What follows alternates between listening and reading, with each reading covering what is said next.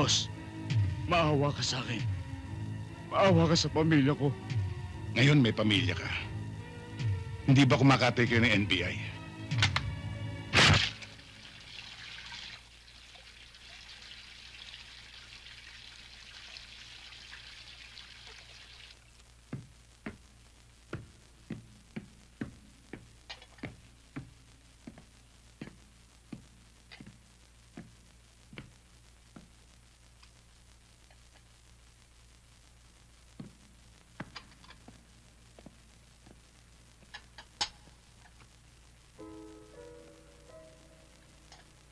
Pasensya ka na, Yoli, kung nagdadalas ng pag-uwi ko ng hating gabi.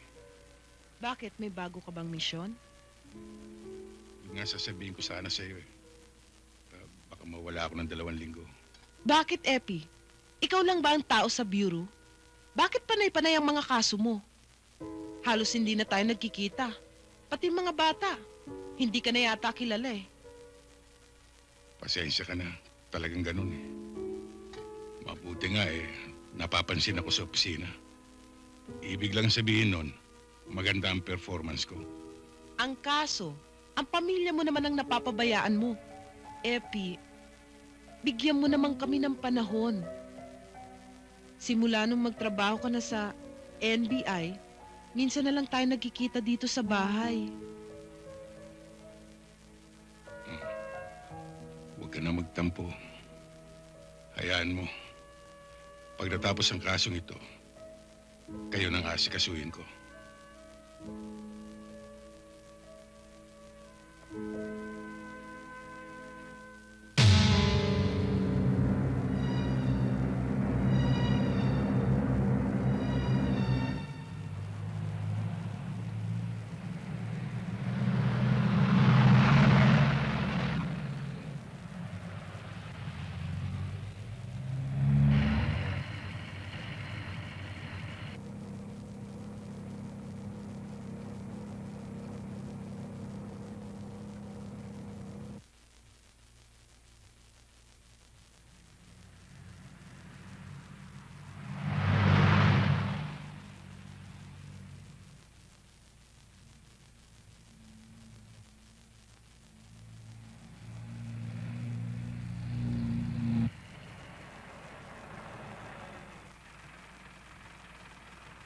Sir, hindi ko malapit-lapitan. Hindi ko na sinundan. Baka makahalata eh. Pagawin sa inyo riyan. Sa direksyong yan. Hindi bale. Aabangan na lang namin dito. Yes, sir.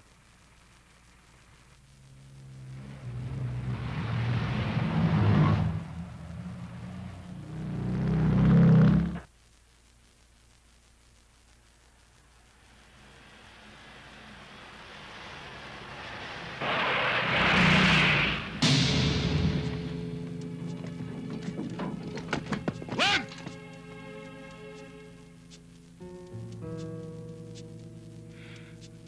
Huwag mo ituloy.